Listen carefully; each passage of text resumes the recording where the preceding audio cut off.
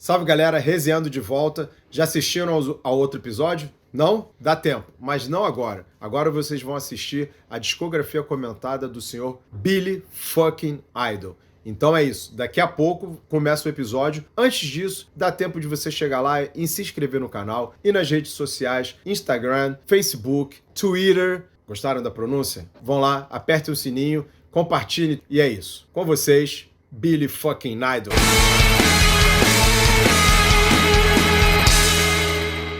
Cláudio Borges, Daniel Dutra, Jay Rox e hoje nós vamos falar sobre Billy fucking Idol. Yes! We're the Rebel Yell! Vamos falar sobre a obra, discografia comentada do senhor William Michael Albert Brody, um inglesinho que nasceu em 1955. Sabe como é que ele ganhou esse apelido de Billy Idol? Eu ia falar Idol? como é que a avó dele dava leite com mingau pra ele, assim, eu tava sentindo que já tava vindo essa Deu vibe. Wikipedia, né? Eu tava vindo nessa vibe já. Eu acho que o leite que a avó dele Qual é o devia dar pra CPF ele... dele? Não sei, mas aí não é CPF É um lá, CPF. né? Mas vocês sabem como é que ele ganhou o apelido de Idol? Não. Não? Não sabe? Não. Foi um professor de química dele, mas não era idol com essa grafia de ídolo. Era aquele I-D-L-E, idol, que é, sabe o quê? Preguiçoso. Ah, é? Inútil. O professor de química achava que ele era um inútil. Aí quando ele resolveu assumir a carreira dele artística, ele fez essa brincadeira e botou o idol lá. Mas ele era legal, cara, que muita gente chama, Billy Idol é o cara de... punk de boutique, né? Muita gente fala isso. Mas ele era um punk de verdade. Tava lá na Inglaterra em 76. Bem no começo. Ele fazia parte de um contingente chamado Brawling Contingent. De onde saiu Suzy. Eles já tocaram juntos numa banda antes. Tocaram juntos. E o Steve Seven, que depois foi tocar com os Banshees também. E aí ele entrou como guitarrista do Chelsea em 1976. Chelsea, a banda que teve o Peter Criss. Oh, aí sim. Primeiro, vão contando aí. No final aí vai ter que nem o Gorpo, né? Que apareceu no final onde eu estava. Quantos apareceram, né? Billy Idol entra pro Chelsea em 76. Fica umas semanas lá. Pega o baixista e sai, que era o Tony James, e forma o Generation X. Aí sim, sua primeira banda. Faz 3 discos, depois do terceiro álbum, ele encerra e vai fazer a carreira solo. E aí ele vai pra Nova York, e quem ele encontra? Um dos discípulos de Quem Deus. vai ajudar ele? Bill Aucoin. Vai pra Nova York e consegue lá a ajuda do Bill Aucoin e aproveita, lança uma música que tinha sido gravada no terceiro disco do Generation X, que é o grande sucesso dele, que é Dancing With Myself.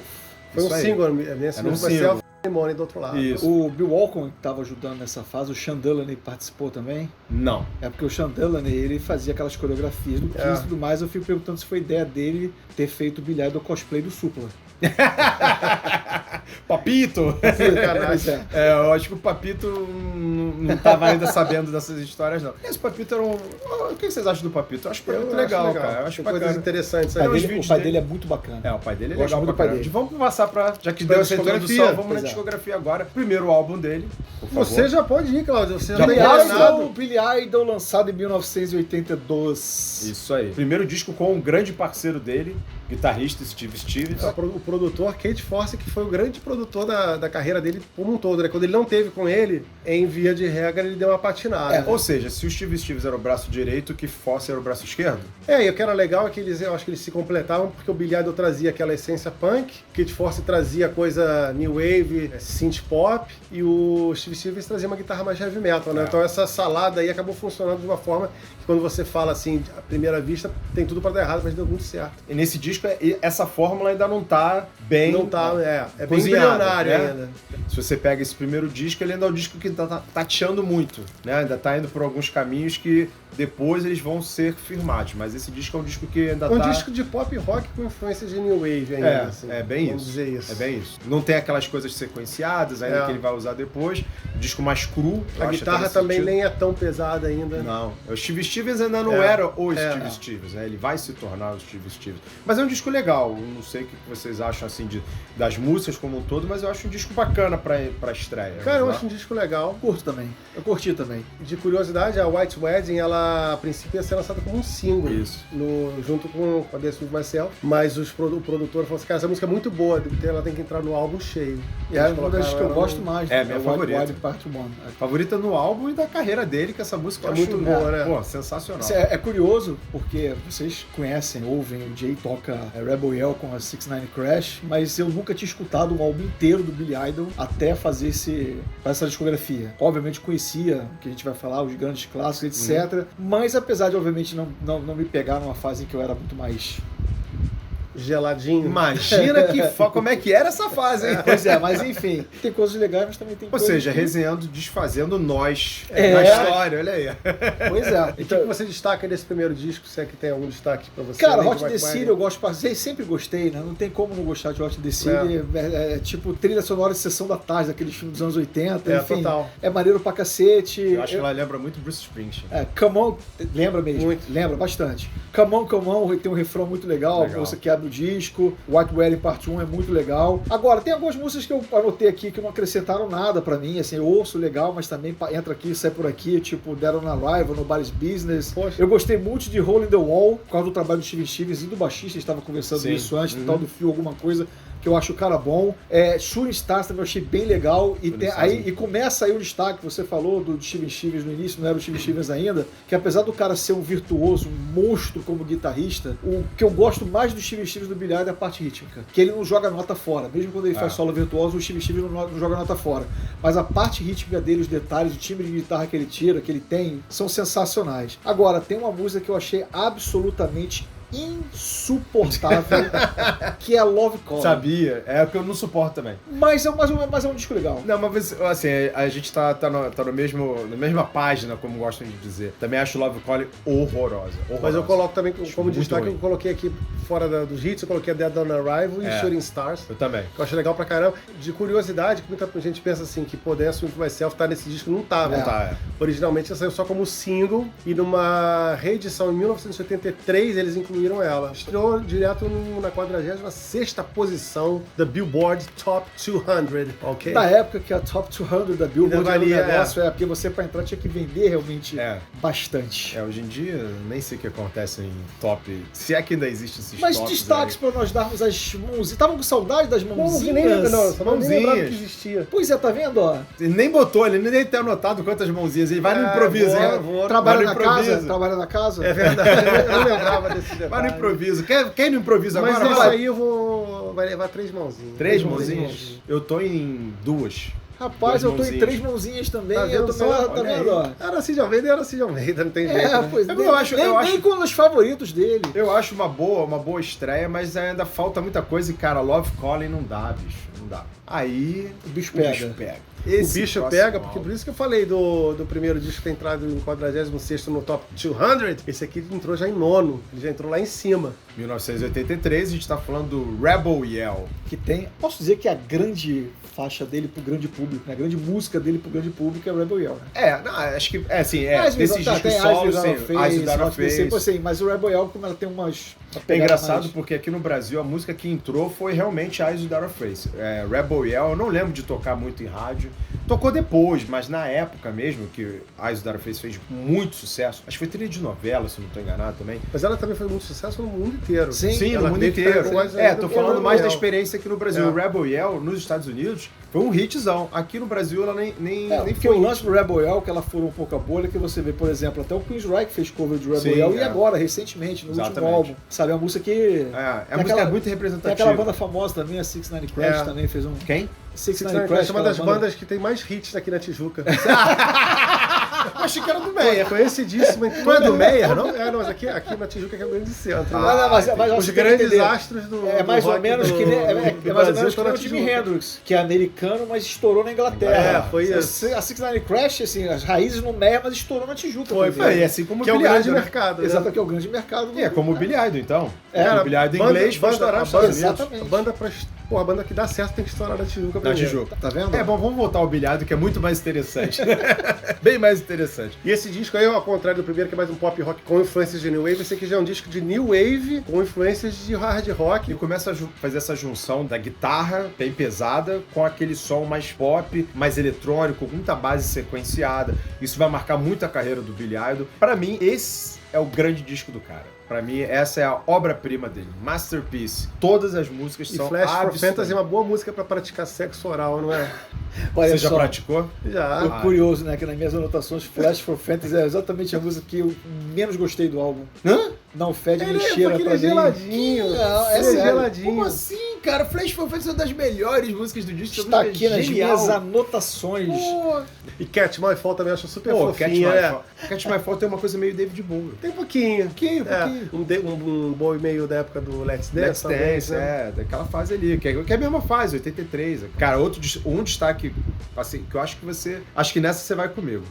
Blue Highway. Acho essa música boa pra caramba e tem um solo muito bom do Steve Stevens mais pro final. Acho o rockão, assim, bem na cara dele, com essa mistura já da modernidade da época ali, com os tecladinhos, mas juntando bem a guitarra. E você falou uma coisa que eu concordo bastante, que o Steve Stevens, ele constrói a construção toda dele nas músicas desse disco, principalmente. Cara, é um trabalho muito precioso, cara. Variando timbres, jeito de tocar, uma hora uma guitarra mais pesada, outra hora uma guitarra mais leve, dedilhado aqui, um efeito ali, né? Até o solo de Rebel Yell, aquela coisa de usar a arminha lá de brinquedo, ficou até uma marca Mas isso aí registrada eu tava dele. vendo uma entrevista dele ontem, inclusive, me preparando pro programa. Preparando pro programa. Entrevista do Steve Stevens. Ele falando que assim, cara, isso aí era uma época que você tinha muito dinheiro pra gravar um disco, então você podia ficar o tempo que quisesse no estúdio. Ele falou assim, eu ficava horas e horas e horas e horas testando milhões de coisas, eu e o produtor lá. Isso tá certo? Não dá. Então faz isso aqui, faz aquilo, né? Algumas coisas que não era pra ter solo de guitarra, que eles queriam botar teclado. Ele falava assim, não, deixa que eu vou tentar fazer algo semelhante com a guitarra. Se ficar ruim, bota o teclado. Eles ficavam experimentando por dias, às vezes, algumas coisas, entendeu? Assim, pra quem tá assistindo agora e a gente tá falando do Steve Stevens, ele não conhece, porventura, não acha que o cara é tão virtuoso exatamente por causa do trabalho, o que é uma concepção meio errada, né? Porque o virtuoso não é só o cara do solo, Exatamente, é o cara... E o legal foi quando eu ouvi a discografia inteira pra fazer o programa, eu ouvi toda parado, com calma, com fone de ouvido. Então fui pegando, sacando os detalhes, enfim. Mas escutem os 2 discos que ele gravou com o Terry Bozzio e o Tony Levin. Os discos solo dele também são Também, muito legais. Os solos são bem legais. Aquele Atomic Playboys é legal pra caramba. Muito bom. Agora, os 2 discos que ele Flamengo gravou, Gogô, esse é maravilhoso. como Bozzio, Levin e Stevens, que é esse trio, cara, que é instrumental, isso aí pra mim é como verbete do como esse cara é um dos maiores guitarristas de rock, sabe? A gente não consegue ouvir esses discos aí, não. Acredito que não, acredito que... Eu já ouvi, cara, mas é muito louco, cara. Assim, cara, é Terry Bozzio. Exatamente. Cara, é um negócio absurdo. Agora, você sabe por que o nome do disco é Rebel Yell? Sei, por causa do Bourbon, chamado Rebel Yell, que o Billy Idol tomou quando foi numa chavascaria junto com o pessoal do Rolling Stones. Ele não tomou, ele viu o Mick, o Ron Wood e o Keith Richards tomando. Aí do Rebel Ele perguntou Yell. se ele já tinha uma música com aquele nome. Isso aí. Aí eles, não, a gente tem Street Fighting Man, Rebel Yell, mesma coisa. Vou fazer uma música com esse nome. E o cara fez. É o grande sucesso desse disco junto com Eyes That Are Face. Às vezes o cara fez Rebel Yell, que é uma música que é melhor que tudo que o Rolling Stones fez. Começou ele. Até hoje. Interessante isso. Jay, quando ele fala isso, ele não fica mais gordinho e gelado? Fica. Já começa a soar um pouquinho, ó, mais brilhante. Quantas mãozinhas? Esses são 5 mãozinhas. Esse eu mando 5 mãozinhas. Eu dou 4. Tá, tudo bem, então é um bom número. Eu dou 5. Eu dou 4 exatamente por causa de Flash for Fantasy, que eu acho que pra mim no álbum todo cai um pouquinho Cara, Flash o for ritmo. O Fantasy. resto do álbum eu acho todo muito bom. Pô, achei que você fosse Sabe? falar isso até de Catch My Fall. Não, cara, eu gostei pra caramba. Agora, por causa do lance do sax, Crank Call é maneira pra cacete, Daytime Drum eu achei muito boa, mas essa música não me A próxima vez que desceu. você tiver algemado à cama, com aquela bola vermelha amarrada aqui, Ball gag. você vai lembrar dessa música e você vai falar assim, pô, que Raul Ricaú pra isso mesmo. Vai ter que nem essa cena do Pulp Fiction, né? Que o cara tá lá com... Então que eu falo, imaginei ele peladinho agora, todo amarrado. Whiplash Smile, olha, não, 5 mãozinhas agora. Whiplash Smile agora, sigamos em frente. O Whiplash Smile acho que é um disco que segue bem a linha do Rebel Yell. Ele tentou, né? Mas é um disco legal também. Eu falei que o Rebel Yell tinha entrado em nono lugar, ele entrou em sexto, e o Whiplash Smile também. Pelo sucesso do Rebel Yell, o disco deu uma continuidade, puxou, né? Acho que eles quiseram, vamos pegar a mesma fórmula, vamos embora que agora deu certo. Mas a fórmula, pra mim, no Whiplash Smile, que é de 1986, mesmo o produtor que Force, pra mim desandou. Tá faltando alguma coisa. Tá um pouco abaixo. Pra mim ele é bem abaixo. Ele não tem single. O lance legal do Whiplash Smile é que tem o John Regan no baixo, que tocou com esse filho no Fearless Comet, e o Phil Ashley que gravou teclados com Kiss. Então isso já faz um disco que tá lá em cima. Exatamente, já dá um up. Mas eu gosto do disco, eu acho bem legal. Ele é mais fraco do que o anterior, porque uma tentativa de recriar um negócio nunca vai ficar igual. Nunca vai. Mas, pô, Words Forgotten Boy, caraca, essa música aí é o bicho. É absurdo. Essa música aí já quase que leva leva o disco. Essa aí, pra mim, ela leva. Ainda ela e mais aqui, uma. O trabalho do Steven Stevens em Wolf of É God Boy absurdo. Boy é absurdo. sensacional. Qual outra que você ia falar? Pra Qual mim que é você Man quer? for All Seasons. É Wolf Forgotten Boy e Man for All acho Seasons. que Pra você mim deve são tá duas aqui, ó, grandes sim. músicas. Riff maneiro, quase metal, solo foda. Eu acho que Minhas você- anotações O aqui, solo dela é maravilhoso. Você deve Solo talvez ficar jazzístico. pensando assim, porque os hits que foram São, pra eu acho, frente, mais fracos. eles são mais baladas, É. eles são mais violãozinho e tal. Ele tem uma pegada de hit que deu uma impressão de disco ser mais pra trás. Mas as músicas que não são tão conhecidas, elas têm uma pegada de guitarra mais metal, Tem. com as rifferamas mais Tem, invocadas. isso tem. Mas, por exemplo, o que você falou dos singles, né? Que são To Be a Lover Sweet e 16. Sweet 16, que é já uma balada. Você pega To Be É. a Lover. To Be a Lover parece o Elvis. Exatamente. Elvis, que é o grande ídolo dele. É o grande Exatamente. Eu ídolo do falei Billy aqui, Idol. que de Elvis Presley É. fortíssimo na É, música. você pega Elvis com Bruce Springsteen numa base de Zig Zig Sputnik. É, peraí. Que, aliás, você sabe quem é o criador do Zig Zig Sputnik? Sabe? Isso eu não sei, não. É o Tony James, que era o baixista do Generation X com ele. Ah, isso eu não que sabia. quando ele foi fazer a carreira solo, o Tony James foi fazer o Zig Zig Sputnik, tá vendo? Resenhando Ah, também a gostei. cultura musical. Que depois tocou Sempre com foi. Sisters of Mercy, inclusive, Tony James. Aí ele já começou a Não, dar nem mole sabia. pra cacete. né? Não, e hoje... Ele começou a tocar, não, ele começou a subir no palco, o que você quer dizer, né? Tá bom. Mas você sabe que eles voltaram a tocar juntos, né? O Billy Idol e o Tony James. Hoje eles têm uma banda junto com o Paul Cook e o Steve Jones do Sex Pistols. O nome da banda é Generation Sex. Bom nome, bom Que é nome. dois do Sex Pistols, dois do Generation Bom X. nome, E, inclusive. e eu já vi uns vídeos, é muito legal. legal, né? O Billy Idol cantando Sex Pistols é bem bacana. Mas eu acho que o disco ainda carece de uns hits mais fortes. Esses hits carece. são legaisinhos, ok. Sweet 16 também me lembra muito Bruce Springsteen também. Eu nunca vi o Billy Idol falar de Bruce Springsteen, mas tem umas músicas assim que eu Aí ouço. É interessante porque aqui eu botei aqui que All Summer Single e Beyond Belief são insuportáveis, chatíssimas. Eu também acho. Mas, eu assim, depois que eu ouvi toda a discografia e voltei a revisar e a fazer umas anotações, eu coloquei que Sweet 16 pra mim é uma das melhores músicas que o Billy Idol já gravou. A música é boa. É eu boa. gosto da música também. Agora, outra música que é ruim é One Night, One Chance. Putz, é a música que encerra o disco. Acho Cara, muito curioso, eu ruim, coloquei que cara. ela é diferente do restante do disco inteiro. É, mas... Da mesma maneira que The Dead Next Door já diferenciava um pouco do Sim. disco É. anterior também, e eu achei ela legalzinha, cara. Agora, por exemplo, a música que foi single também, e pra mim eu acho, assim, uma grande bobagem é Don't Need Again. Essa tem música não 6 vingou, minutos. ela não vingou.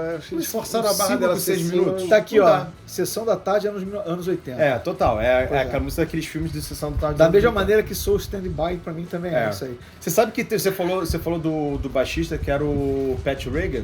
Não. John Regan. John Regan. Falecido John Regan. Teve um outro baixista nesse disco também, que é um baixista genial, que é o Marcos Miller. Ah, Ele toca nesse sim, disco também. sim. É porque o Marcos não tem nada a ver com Kiss, aí eu botei só o John Não Regan. interessa, não interessa. Não interessa. Mas e aí, quantas mãozinhas? Eu vou dar 4 mãozinhas. 4 mãozinhas! Surpreendente, eu dou 3. Surpreendente, eu dou 2. Eu dou 3. Vou dar Eu sou mais fã de duas bilhado do que ele. Tô vendo isso. É, Eu não, acho, cara... Impressionante Apesar de negócio estar indo na desse. malvadeza. Tá na É, tá na malvadeza malvadeza total, aqui. é. É pra Eu gosto marcar o de... território metal do Eu programa. gosto de 4 músicas desse disco, o restante eu acho meio filler. E assim, gosto de 4, sendo que 2 muito Você boas. gosta de 4?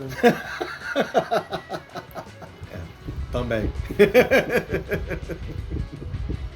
Quinta série pra caralho. É muito quinta série. Perdi até o... Perdi até Deu um prumo. Charmed Life, 1990. Vamos botar o trem nos trilhos novamente. Você vê que o espaço entre um disco e outro tá aumentado, Tá, né? sim. Porque um era 83, aí foi pra 86, e agora a gente tá em 90, né? 4 anos depois ele volta com Charmed Life. Vou começar aqui uma curiosidade, que um dos baixistas do álbum é o Phil Soulson. O Randy Jackson também. Tá, É. Grant Jackson. Porra, Você monstro. ouve o Randy Jackson legal em algumas músicas, É. cheio de slap. Monstro, e o Phil Soulson, pra quem não sabe, o cara que gravou o Ultimate Sim com Ozzy, hoje tá no Last in Line. E o Randy Jackson, pra quem não sabe, tocou com Journey. Também. Depois Mariah de começar- Mas ele é músico, né, O né? cara é cara? O músico, Terry Jones músico e toca- produtor, né? A coisa que mais me ressalta no Charmed Life é Cradle of Love por causa do videoclipe. O vídeo Sim. marcou muito. Que foi martelado na MTV pra quem Época boa. É, Época exatamente. E quem não tinha, eu até anotei pra não esquecer, a Betsy Lynn George A modelo. como crush, a Na modelo do vídeo, época, né? como crush naquela época do vídeo, né? É, às vezes até evitava de ver o vídeo. E de curiosidade, todas as cenas do Billy Idol no clipe, que ele tá tipo num quadro, né, na casa dela e tal, aquilo tudo foi filmado só do peito pra cima, porque ele tava de muleta, não tava conseguindo andar, tudo ele sentado. Eu pensei porque ele sofreu um acidente grave, Eu pensei que foi filmado do peito pra cima, porque a menina fazendo o vídeo, ele... Pode ser também, mas ele não tava andando, que ele sofreu aquele acidente de moto lá. E ele quase perdeu a perna nesse acidente de moto. Ele foi um acidente sério. Esse disco aí é o primeiro disco sem o Steve Stevens. Exatamente. Por ser um disco sem o Steve Stevens, a guitarra tá mais escondidinha. Muito escondida, você não acha? Tá bem escondidinha. Se é o Steve Stevens... Pouca distorção. É um disco que, assim, ele me passa uma coisa de tentar ser um pouco mais classudo. A ideia dele pro disco era diminuir a quantidade de teclados, de coisas programadas, era tentar fazer uma mescla maior do orgânico com o sintético, vamos dizer assim, né? Eu acho que em algumas músicas ele acerta nisso, outras nem tanto. Esse disco pra mim tem vários fillers. Tem, mas assim, pelo que eu coloquei, assim, eu botei um monte de... Exatamente isso. The Loveless, Pumping on Steel. Pumping on Steel demais. Pumping on Steel pra mim é a música do disco. Como é que é curioso isso, né? Ele vai falar o que Exatamente, só Mark of Cain, são as músicas realmente que pra mim não fedem nem cheira. Cara, Pumping on Steel! Pois é, não fedem nem cheira. Aqui, rapaz. Como é que o cara vem falar da menina de colegial e não tem um Pumping on Steel nos finais? Ele nessa hora devia estar vendo ela e ouvindo Battle Hymns. Não, Into the Glory Ride. Em 90 eu tava ouvindo o Empire do Queensryche, mas enfim. Empire é um disco bom pra caramba, mas é disco de quem não fode, né? Você acha? É disco de nego lendo livro. Mas tem coisas legais, cara. Pô, Love Unchained eu achei do cacete. Achei os covers ficaram bem legais, inclusive o do The Doors. O do The Doors é o cover. Pois é, eu achei que ficou bem legal. É melhor que o original. Eu prefiro. Eu também, porque eu não sou um grande fã de The Doors. Eu acho que a roupagem que ele deu pra música... Modernizou. Exatamente, ficou muito legal. Right Away é legal. Right Away eu acho bem legal. License to Thrill também é bacana. Prodigal Blues eu gostei pra caramba. Love Unchained, que você falou que não gostou? Não, Love Unchained eu falei que é bem legal. Uma das que eu mais gostei do adoro disco. Love Unchained. Apesar de ter fillers, aí os fillers dependem, obviamente, da percepção de cada um, eu não acho que o disco tenha nenhuma música ruim, sabe? Não é que nem os anteriores, assim, mas não tem nenhuma, de repente não tem nenhuma grande música. À exceção de Cradle of Love, obviamente. Mas... Cradle of Love é o hit que propagou o álbum. Né? Pois é, mas assim, não é um disco que você escuta e fala assim, não, isso aqui é insuportável, vou passar essa música, sabe? Tem uma música que eu não gosto muito, que é Endless Sleep, que é muito Elvis Presley. É cover, né? A música não é dele, então você dá um desconto. Ele vai naquela persona de Elvis Presley que ele gosta muito. Crooner, né? Bem, um negócio mais crooner. Aí eu não... Eu acho um bom disco, mas eu concordo com o dia que você falou. A saída do Steve Stevens jogou as guitarras de lá pra baixo. Sim. O guitarrista, que é o Mark Younger Smith, foi o que veio ao Rock in Rio aqui. Aí o Billy Idol vem ao Rock in Rio na turnê desse disco. Ele não era o guitarrista certo pra substituir o Steve Stevens. Ele não tinha personalidade. O Steve Stevens é um guitarrista de muita personalidade. Independente de virtuoso ou não, musicalmente falando e até no palco, ele é um cara de personalidade forte, né? Tem os visuais até. E o Mark Young Smith é um cara que ficava ali, louro ali, não sei o que, tocava guitarra, não tinha muita presença. Não tinha presença, não tinha punch naquela coisa. Mas de repente foi isso que ele procurou. Mas assim, olhando de fora, né? A gente vê e fala assim, pô, cara, esse não era o cara. E o Steve Stevens nessa época foi gravar os trabalhos solos dele, foi tocar com o Vince Neil. Isso, fez o Atomic Playboy depois também. Gravou um disco espetacular com o Vince Neil. Fez um disco com o Michael Monroe muito bom, que é o Jerusalem Slim. Que o Michael Monroe odeia, inclusive, né? Que ele não gosta. Conversamos sobre isso, né? perguntei isso pro Michael Monroe quando eu entrevistei. E o disco é bom. O disco é bom pra caramba, ele não curte. Mas enfim, aliás, porque eles tiveram briga, né? Sim. Os dois, Michael Monroe e Steve Stevens, não se bateram. Então, que foi forçação da gravadora, né? Foi. Botar o Steve as razões exatamente porque o Michael Monroe não gosta do álbum. Mas enfim, que foi artisticamente pra ele não funcionou. Não teve liberdade criativa. É um disco bom, né? Mas aí tem esses pequenos problemas do acidente dele, ele não tava muito legal, o show no Rock in Rio... Ele tava com muito problema de droga nessa época. Muita. Foi a época talvez pior de droga dele. Você não gostou do show, eu fui no show também. O dia que você foi o dia do Faith No More? Dia 20 era o Faith No More e Guns N' Roses, né? Eu achei o show bom pra caramba. Fiquei assim, totalmente emocionado, porque ao contrário de você, eu não queria ver o Robert Plant, já tinha comprado o ingresso, e aí quando houve a troca, porque o Plant não quis vir, eu vibrei, falei, caraca, eu já gostava de Billy Idol pra caramba, eu falei, pô, agora sim, o dia ficou perfeito, agora vai, foi. Assim, que era um dia que todo mundo queria ir pra poder ver o Guns N' Roses, claro. né? O Guns N' Roses tava mega estourado, sem lançar o Use Your Illusion. Eles abriram com o Pretty Tie Up, o show, tocaram música do Use Your Illusion, mas que não tinham se lançado ainda. Mas e o show daquela noite pra mim foi do Faith No More. Já começou concordo. ali. O Faith No More matou a pau e veio Sim. o Billy Idol que, cara... Eu concordo contigo que o show do Faith No More foi melhor do que o do Billy Idol, mas eu gostei pra caramba do Billy Idol. Assim, o show do Billy Idol pra mim só não foi melhor porque não tinha o Steve Stevens. Só por isso. Porque, de resto, eu achei o show, assim, o repertório muito bom, o carisma dele. Eu acho que o Billy Idol tem uma Muito coisa... carismático. Ele é extremamente carismático. Mesmo que você não curta tanto ele, se você vai ao show, você se diverte. Quantas Mãozinhas? mãozinhas aí? Esse eu vou dar 3. 3 também. 3 também. Vamos de 3. eu Olha, acho- uma unanimidade, É hein? que eu acho que mesmo os pontos altos não são tão altos. Eu acho Mas que também falta. não tem pontos baixos, entendeu? é. Ele Ele é ali no meio, Ele é exatamente esse disco Ele é mediano mesmo. retilíneo ali. Você vê que até nem o Rebel Yell conseguiu dar uma unanimidade que o Charmed Life deu. Pois é. Agora vem o Cyberpunk. Agora, Meu álbum pulamos favorito mais do Billy 3 Idol. anos. Mais 3 anos. Mas o Jay gosta. Não é o que eu Ó, gosto. ó, ó, ó, ó, ó. Olha só.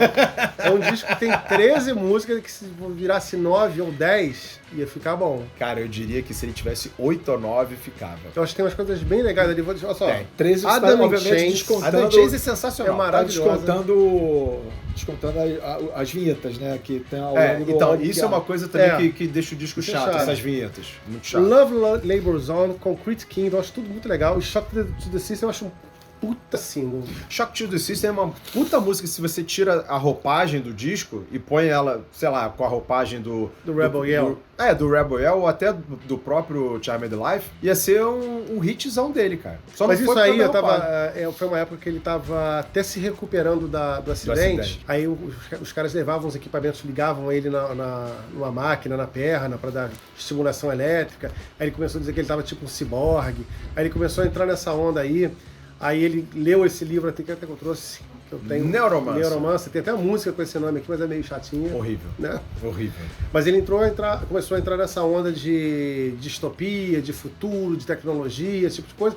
Aí eu acho que ele fez uma tentativa de algo que até tinha alguma coisa para dar certo, mas não deu tão certo quanto era para dar. Foi. Ninguém gostou desse disco. Ninguém. As pessoas gostam de uma coisa ou outra. Acho que nem a mãe Até dele a gostou. galera que é do universo de Neuromancer, esse tipo de coisa, desse tipo de distopia, reclamou dele, falou que ele não tinha voz para ser o cara para levantar a Sim. bandeira de se declarar E cyberpunk. acharam que ele tava se aproveitando. que era o não. overuse da parada. Aí ele não agradou ninguém no final das contas. Né? Eu acho que... Eu falo por último, por favor. Tá. Eu acho assim, a concepção... Eu vi que baixaria. Ele vai ver. Se preparem. Acho que a concepção do álbum é muito legal. A ideia que Sim, ele teve sim. é bacana pra Esse é o que eu caramba. anotei aqui. O conceito é É legal. muito bacana. Ele entrou, ele É. mergulhou ali naquela coisa, na estética, do cyberpunk, etc. Ele tinha uma ideia até pros shows, que era interessante, apesar do YouTube já ter feito algo similar antes. Mas ele tinha uma ideia legal. Ele tava com boas ideias pro projeto. O problema é que a realização foi muito fraca. Porque de boas intenções o inferno está cheio. Cheio. Pois é. Eu acho assim, metade do disco, se fosse lado A, lado B, o lado A pra mim é muito bom. E o lado B é esquecível. A partir de Harry e Shangri-La, Concrete Kingdom, Shangri-La acho Venus, legal. Eu gosto. Then the Night Comes e Mother Down, essas músicas eu acho muito chatas. E a cover de Harry, que é do Velvet Underground, é uma das piores coisas que eu já ouvi na vida. Agora, o Wasteland, que abre o disco, é muito boa. Shock to the System, como você falou, é sensacional. Tomorrow People, eu acho bem legal. Adam in Chains é muito diferente, boa. né? E funciona. Eu acho que essa Adam in Chains tem muito desse conceito cyberpunk, que eu acho que talvez é que melhor sintetize o conceito que ele queria. Seria Adam in Chains, ele vai falar que é música de elevador, provavelmente, eu acho. Sim, na verdade, não é só música de elevador. O disco inteiro é música ambiente de consultório de dentista, de sala de espera de coisa ali. Assim, é o prenúncio do sofrimento. É exatamente isso, assim, sério, quando eu peguei, antes de escutar, eu lembro assim, pô, o conceito é bacana, sabe? Eu fui ver, tem umas letras legais, etc. Eu vi que o Don Wimbers toca no álbum, Tal Bergman toca no álbum, que é um baita baterista. Só que tem música que você nem sabe que o Tal Bergman gravou, né? Sim, Porque é sim. bateria eletrônica. Assim, e tirando algumas coisas de guitarra ao longo do álbum, tem alguns riffs que são realmente legais, e música, eu anotei até as músicas que eu achei que tem alguns riffs legais. Cara, o disco é insuportável. Produzido por Robin Hancock. Insuportável. Assim, ó, descontando as vinhetas. Wasteland, chatíssimo apesar de um riff legal. Shock to the System, chatíssimo apesar de um riff legal. Tomorrow People, chatíssima. Não tem nem o riff legal. Adam in Chains, chatíssima. Neuromancer, horrorosa. Power Junk, chatíssima apesar de um riff legal. Love Labor Zone, chatíssima. Heroin, chatíssima. Concrete Kingdom, horrorosa. Shangri-La, horrorosa. Vênus, chatíssima, apesar de um riff legal. Then the Night Comes, horrorosa. Modern Dawn, horrorosa. Esse Heroin pra baixo, a gente tá juntão. Esse disco, sério, foi uma das piores experiências sonoras que eu tive nos últimos anos. Mas, cara, Daniel, cara, assim, nunca tinha escutado, nunca mais vou passar perto disso. E as mãozinhas? Muita gente não vai nem chegar perto desse disco, porque realmente ele é um disco fraco demais. É aquilo, só pra sintetizar. Ele realmente tinha uma boa ideia, mas executou mal o trabalho. Mãozinha? Eu vou de 2 mãozinhas. 2 por causa de Adam in Chains, Shock to the System e Wasteland, só. Eu vou dar uma mãozinha e só não dou bomba por causa dos riffs de guitarra que eu citei, porque senão... E porque mal ou bem tem o Doug Wimbish, o Tal Bergman, vai lá, né? Pô, Shock to the System é uma música legal que a letra fala sobre os LA Riots, né? Que foi aquele episódio do Rodney King espancado e os LA Riots. Falo assim, o conceito é maneiro. É muito legal, tem letras muito legais no disco, cara. Aí tudo bem, até por isso também não dou uma bomba, cara, mas nossa senhora, cara. Aí agora a gente adianta para cacete, né? Muito. 2005. Você vê que a porrada foi tão grande que ele tomou que ele nem quis mais fazer disco, ele se retirou da cena, só volta agora em 2005. Ao lado de quem? Voltou com a equipe vencedora, né? Braço direito e braço esquerdo. Verdade. Porque, pô, né? Precisava, né? E ainda meteu o Ed Sheeran e Brian Tish na banda. Aliás, ele se juntou, acho que o braço direito dele nesse disco é o Brian Tish mais do que o Steve Stevens. Porque compôs com ele pra cacete. A maior parte das composições é um são disco com o Brian muito Tish. legal. Muito legal. Muito legal. É uma volta pra mim em grande estilo. É a volta que ele precisava pra poder botar o nome dele de volta no mundo do rock. A gente tá falando do Devil's Playground, né? Exatamente, produzido por Keith Forsey e que trouxe o Steve Stevens de volta pro lado dele.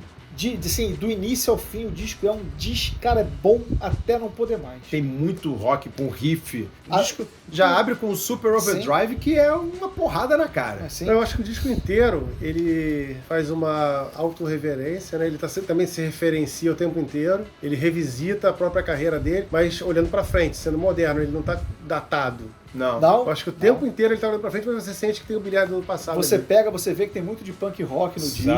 Exatamente. Muito de rock and roll visceral pra cacete. Ele é bem construído, as músicas são bem construídas. Aí é curioso que eu anotei aqui, por exemplo, Body Snatcher, que é uma música que, se o Cyberpunk tivesse seguido essa linha, teria sido um bom disco. E ela tem um riff quase metálico. Exatamente. Quase, assim, bem pesadão. Porque você vê que assim, você pode pegar e imaginar essa música com toques mais eletrônicos e industriais e sendo uma puta música. Sim. O meu grande destaque do disco é Scream, que eu acho uma puta música que ao vivo...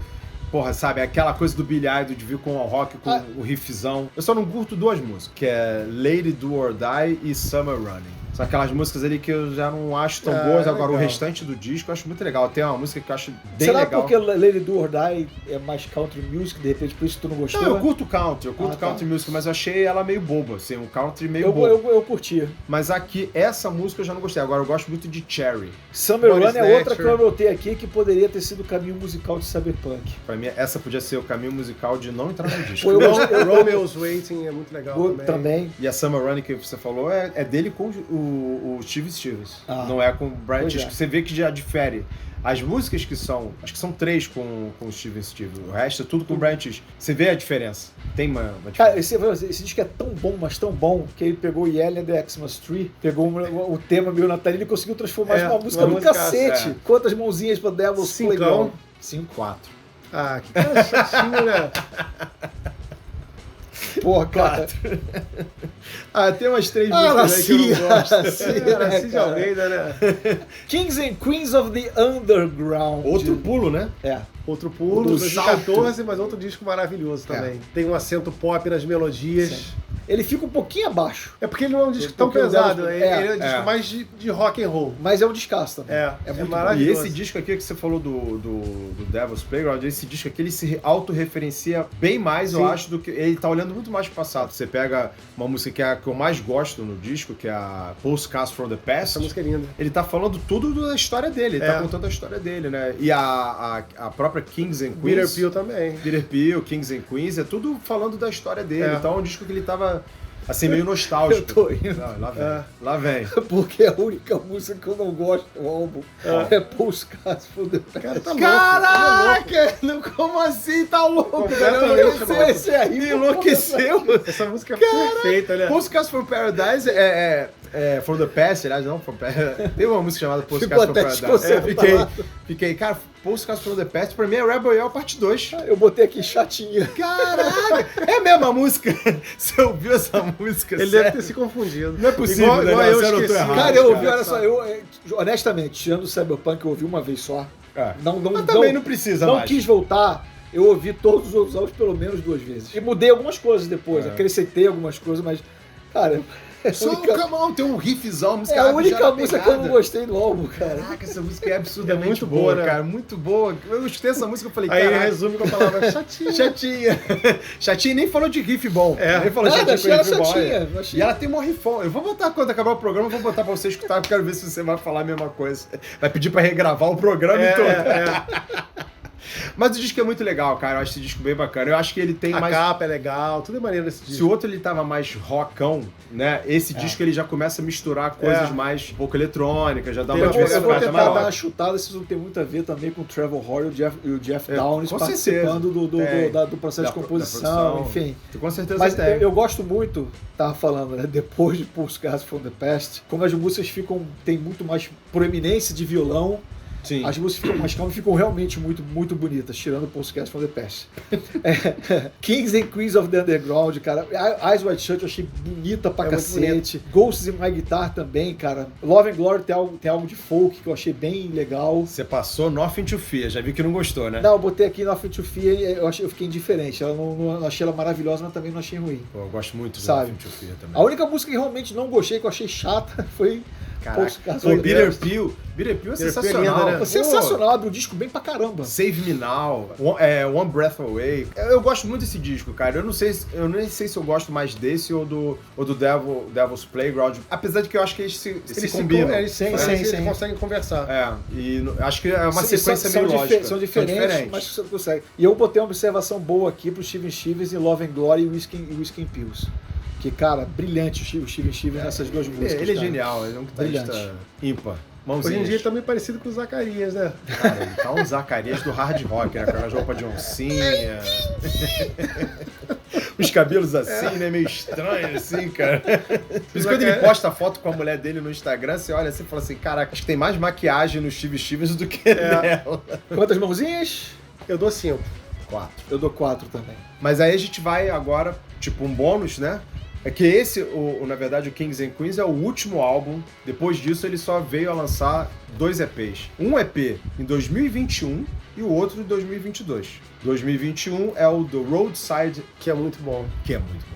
E produzido por Butch Walker, que tocou, que, assim, produziu uma galera, mas o que importa é que ele tocou no South Gang. Ele produz muita gente, Muita né? gente. Muita gente. É um produtor que pouca gente Acho que talvez ele conheça trabalhou de com o Rick nome. Martin, com uma galera grande. Sim, ele é produtor dessa galera de pop, com rock também. Ele alterna esses dois mundos, né? Avril Lavigne, eu acho, também. Acho também. Um cara muito bom, eu acho. Cara, a minha percepção do Roadside é que ele é uma continuação tão clara do álbum anterior que parece que as 4 músicas são leftover. Sobraram, né? Exatamente. São leftover, mas não são leftover, não sobraram porque elas são ruins. Porque as músicas são boas pra cacete. Sim. Pô, Rita Hayworth é basicamente... Abre como muito se- bem. Essa música é maravilhosa. Como se fosse a Eu continuação coloquei ela aqui. do Kings and Queens of the Underground, cara. O EP Sim. é bem legal, muito legal mesmo. Agora, Bitter Taste, eu acho lindíssima essa música. Essa que é a música essa que da, ele fala do sobre acidente. o acidente. Isso aí. Cara, eu acho essa música bonita demais. Eu lembro quando eu ouvi essa música a primeira vez, eu falei, caraca, Billy Idol voltou bem, né? E aí vocês falaram, Rita Hayworth é muito legal, cara. E o Don't Have to Kiss Me Like That, porque você pensa que é uma balada por causa do título, é mó rockão. É. Cara, E ela tem uma coisa meio anos 80, Sim. assim, né? Baby Put Your Clothes Back On pra mim tem até mais anos 80 Tem, eu do que... botei ela aqui como destaque também. do que a You Don't Have to Kiss Me Like That. E nessa aqui Mais tem anos uns 80. toques mais western, assim, uma coisa que ele vai até usar no outro EP também. É legal, essa aqui talvez seja a que eu menos gosto. Eu gostei de todas Não, elas, eu gosto de assim, todas elas, igualmente. Eu acho muito nivelado por cima, por alto. Eles esse vão EP. receber mãozinhas também, os EPs? Vão. Ah, claro, sim, vão receber mãozinhas. Eu dou 4, vou adiantar logo que eu dou 4 porque é EP, sabe? Eu dou 5 porque é EP. O cara saiu de casa, acordou cedo, deixou as crianças, os netos na escola, porra. Acho que Foi lá, trabalhou. Eu vou dar 5 só por causa de Bitter Taste, que eu acho que foi um dos singles de 2021 pra mim, e é isso. Mas eu dou 4 porque é um EP, poderia ter mais e dá um gostinho de quero mais. Dá um gostinho de cara mais porque é bom. Exatamente. É porque a gente é acostumado a essa coisa de álbum completo, que Sim, hoje em dia é. já não tá tão na moda assim, né? É, e se você ouve 4 músicas e as 4 músicas te deixam querendo ouvir mais coisa, porque aquilo ali é muito bom. Depois ele Então, lança mais 4 e assim vai. É. E vamos pra saideira. The Cage. The Cage. Cage. A própria música Cage, que é a Que abre o EP. Que abre o EP, ele até lançou um pouco antes de passar aqui no Rock in Rio. E eu fui no show, não no Rock in Rio, que o Rock in Rio teve muito problema técnico. Eu fui em São Paulo, que era só show dele, e o show foi absurdamente bom. Qual era sem a banda nenhum que tava problema. com ele, além do Steve Stevens? Era o Steve Stevens, o batera, eu não sei o nome, foi a banda que passou no Rock in Rio. O baixista, que eu não sei o nome também, o Canhoto? que é o Canhoto, que toca com ele muito desde tempo. sempre. Não tinha ninguém, assim, de nome. O outro guitarrista, que é o guitarrista básico, que toca com ele já há muito tempo, é o Billy Morrison, que chegou a ser baixista do The Coach, numa época, e foi guitarrista de um projeto com o Billy Duff chamado Circus Diablo. E agora ele é... Agora não, há algum tempo já ele é guitarrista e é compositor também. Ele compõe junto com o Billy Idol e o Steve Eu acho um disco legal, eu acho que ele tem umas melodias bem pegajosas, Sim. assim, ele é mais catchy. O que você achou da última música? Eu ia falar isso agora. É a minha favorita no EP, acredite se quiser. Cara, é surpreendente. Eu gosto do EP inteiro, cara. Eu gosto gosto dele todo, mas eu gostei do lance dessa pegada mais voltada pra disco music que tem em Miss Nobody. Ela me deu até um cheirinho de I Was Made for Love You. E ela me dá um cheirinho de início dos Rolling Stones. I Was Made for Love You do Chris Wright.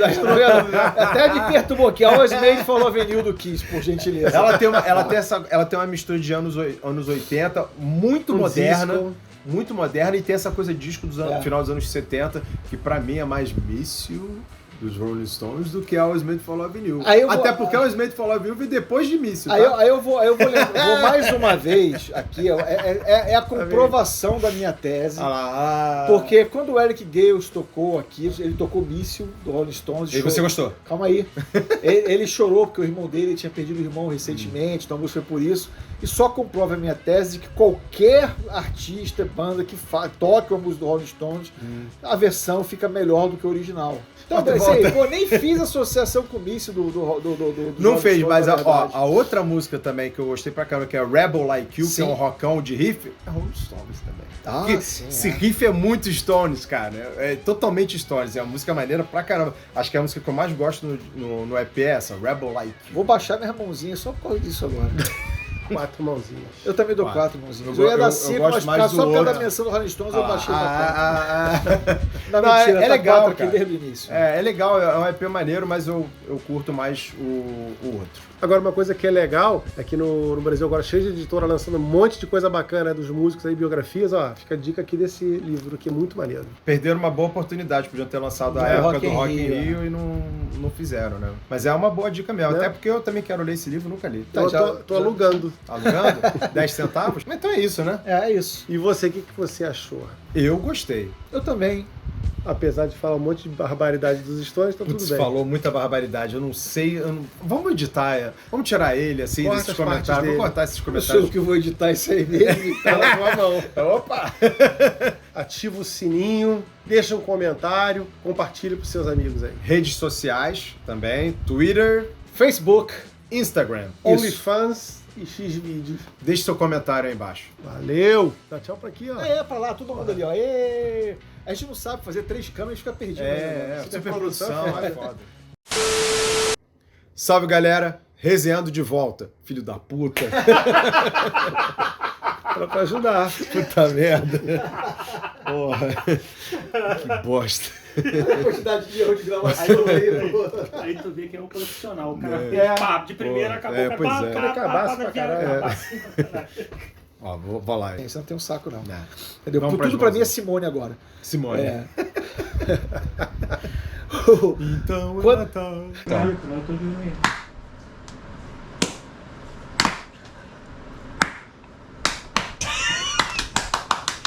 É isso aí, estamos de volta, resenhando de volta pra vocês e hoje vamos falar sobre Mr. Billy Idol.